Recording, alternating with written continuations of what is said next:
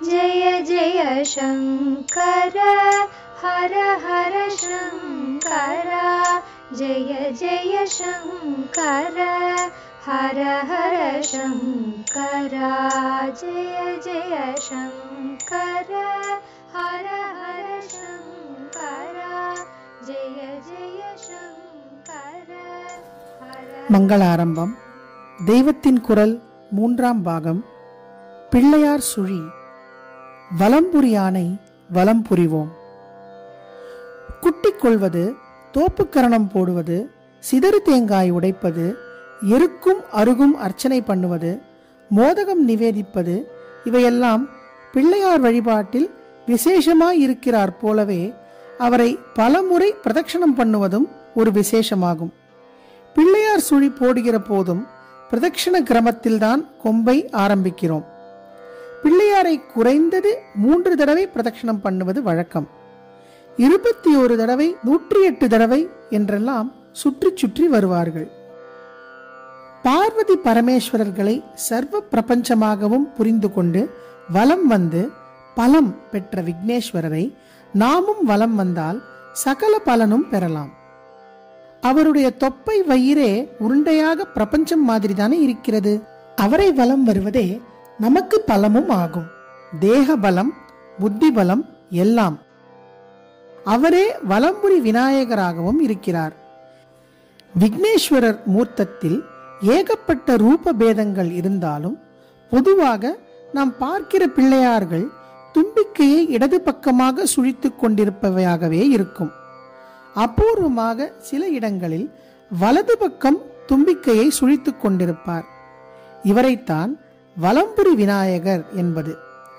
தட்சிணாவர்த்தமாக உள்ள சங்கை எப்படி வலம்புரி சங்கு என்று சிறப்பிக்கிறோமோ அப்படியே வலம்புரி விநாயகருக்கும் விசேஷமான அனுகிரக சக்தி இருப்பதாக ஆகமத்தில் சிறப்பித்திருக்கிறது.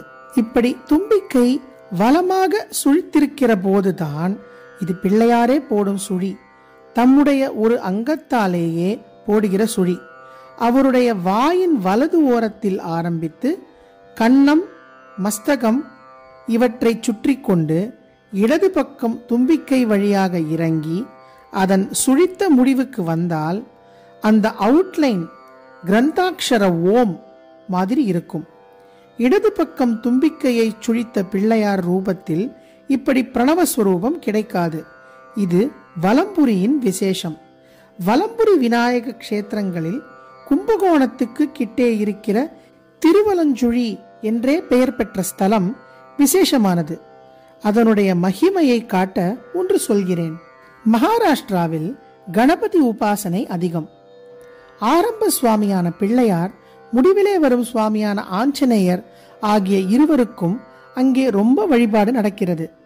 பிரிட்டிஷ் கெடுபிடியின் போது நம் ஜனங்களை ஒன்று கூட்டவே திலகர் பிள்ளையாரை வைத்துத்தான் வழி கண்டுபிடித்தார். பிள்ளையார் சதுர்த்தி அன்று பெருசு பெருசாக கலர் கலராக பிள்ளையார் பொம்மைகள் பண்ணி ஊர்வலம் விடுகிறது என்று ஆரம்பித்து இதனாலேயே 10,000கணக்கான ஜனங்களை கூட்டம் கூட்டினார். மத விஷயம் என்பதால் வெள்ளைக்கார ராஜாங்கம் இதில் தலையிடவில்லை. நம்முடைய சொந்த ராஜாங்கம் என்று சொல்லப்படுவது ஏற்பட்ட அப்புறம்தான் இந்து மதம் ஒன்றின் விஷயத்தில் மட்டும் சர்க்கார் பிரவேசித்து என்ன வேண்டுமானாலும் செய்யலாம் என்று இருக்கிறது. அது வேறு விஷயம். திலகர் நாளில் இப்படி கணேச சதுர்த்தி என்ற பெயரில் ஜனங்களை கூட்டிய பின் அவர்களுக்கு சுதந்திர பற்றை ஊட்டி தேசத் தலைவர்கள் பேசுவார்களாம். இப்போதும் பம்பாய் மாதிரி ஊர்களில் பிள்ளையார் சதுர்த்தி என்றால் ஒரே அல்லோல கல்லோலம்தான். இப்படிப்பட்ட மகாராஷ்டிராவில் கானபதர்கள் பூர்வத்தில் நிறைய இருந்திருக்கிறார்கள். கானபத்தியம் என்பதாக கணபதியையே முழு முதற் கடவுளாக வழிபடுகிற மார்க்கத்தை சேர்ந்தவர்களே கானபதர்கள். ஒரே வேதாந்த சமயத்தில் 6 பிரிவுகள், ஒரே நதியில் 6 துறைகள் மாதிரி. இதில் கணபதி உபாசனையே மோட்ச உபாயமாக சொல்வது கானபத்தியம். குமாரசுவாமி முருகன் உபாசனையை சொல்வது கௌமாரம். அம்பாள் சக்தியின் உபாசனையை சொல்வது சாக்தம். சூரியனையே பரம்பொருளாக சொல்லுவது சௌரம். விஷ்ணுவை சொல்வது வைஷ்ணவம் என்றும் சிவனை சொல்வது சைவம் என்றும் தெரிந்திருக்கும். ஷண்மதங்கள் என்ற இந்த 6 உபாசனா கிரமங்களையும் சுத்தப்படுத்தி வைதிகமாக நிலைநாட்டியதாலேயே பகவத் பாதாளுக்கு, அதாவது ஆதிசங்கரருக்கு ஷண்மத பிரதிஷ்டாபனாச்சாரியர் என்று பெயர். இதில் ஒன்றான கானபத்தியம் அதிகம் அனுஷ்டானத்தில் இருந்த மகாராஷ்டிராவில் அஷ்ட விநாயகர்கள் என்ற 8 பிள்ளையார்களுக்கான 8 க்ஷேத்திரங்கள் இருக்கின்றன. அவர்களில் மயூரேசர் என்ற பிள்ளையாருக்கும் அவர் இருக்கிற மோர்காம் க்ஷேத்திரத்துக்கும் பிரசித்தி ஜாஸ்தி. மோர்காம் என்பது மயூர கிராமம் என்பதன் திரிபு. பிள்ளையாரை சுற்றி அவருடைய பரிவார தேவதைகள் இருக்க வேண்டிய கிரமத்திலேயே மோர்காமை சுற்றி பரிவார தெய்வங்களின் கோயில்கள் இருக்கின்றன. மயூரம் என்பது தமிழில் மயில் என்றும் வடக்கத்தி பாஷைகளில் மோர் என்றும் இருக்கிறது. சுப்பிரமணியர் தான் மயில் வாகனர் என்று நாம் நினைத்து கொண்டிருக்கிறோம். புராணங்களின்படியும் தந்திர சாஸ்திரங்களின்படியும் நாம் மூஷிக வாகனராகவே நினைக்கிற பிள்ளையாருக்கும் மயில் வாகனத்தோடு ஒரு அவசரம் ரூபபேதம் உண்டு. அவர்தான் மயூரேசர். மயூரேச க்ஷேத்திரமான மகாராஷ்டிர மோர்காமின் க்ஷேத்திர புராணத்தில் நம் தமிழ்நாட்டு திருவலஞ்சுழியை உசத்தி சொல்லியிருக்கிறது. தக்ஷிணாவர்த்தம என்று இதற்கு அங்கே பெயர் கொடுத்திருக்கிறது. தக்ஷிண வல ஆவர்த்தம் சுழி. இந்த தக்ஷிணாவர்த்தம் தான் பிள்ளையாருடைய ராஜதானி, அதாவது கேபிட்டல் என்று சொல்லியிருக்கிறது. திருவலஞ்சுழியில் சிவன் கோயிலில் ஒரு சந்நிதியாகத்தான் வலம்புரி பிள்ளையார் இருக்கிறார். அது தவிர கோவிலுக்கு வெளியே தனியாக ஒரு வெள்ளை பிள்ளையார் இருக்கிறார். அவர் இடம்புரிக்காரர் தான், ஆனாலும் ஏக பிரசித்தியோடு இருக்கிறார். இந்த ஸ்தலத்துக்கு ஈஸ்வரனை ஞானசம்பந்தரும் அப்பரும் பாடியிருக்கிறார்கள். ஆனால் பிரசித்தி எல்லாம் வெள்ளை பிள்ளையாருக்கே இருக்கிறது. அவர் இருக்கும் மண்டபம் ரொம்பவும் வேலைப்பாடு அமைந்தது. குறிப்பாக அங்கே இருக்கிற சலவைக்கல் பலகணியை சொல்ல வேண்டும். பழைய காலத்தில் கோயில் நிர்மாணிக்கிற சிற்பிகள் வேலை ஒப்புக்கொண்டு முச்சிலிக்காய் எழுதி தருகிற போது 5 தினுசான நிர்மாணங்கள் தவிர பாக்கியெல்லாம் தாங்கள் செய்து தருவதாக குறிப்பிடுவார்களாம். அந்த 5 மட்டும் தங்கள் திறமைக்கு அப்பாற்பட்டது என்று விட்டுவிட்டதாக அர்த்தம். ஆவுடையார் கோயில் கொடுங்கை, கடாரங்கொண்டான் மதில், தஞ்சாவூர் கோபுரம், திருவீழி மிழலை வௌவால் ஒட்டி மண்டபம் என்ற நாளோடு திருவலஞ்சுழி பலகணியும் 5வதாக இந்த அற்புதங்களில் ஒன்றாக அந்த ஸ்தபதிகளால் சொல்லப்பட்டிருக்கிறது. 16 துளைகள் போட்டு நுட்பமாக வேலைப்பாடு செய்து இந்த பலகணி அமைக்கப்பட்டிருக்கிறது. ஷோடச கணபதி என்று பிள்ளையார் மூர்த்தங்களில் 16 சொல்வதற்கேற்ப இங்கே 16 துவாரங்கள் இருக்கின்றன. 16 தான் பூர்ணத்துவம்.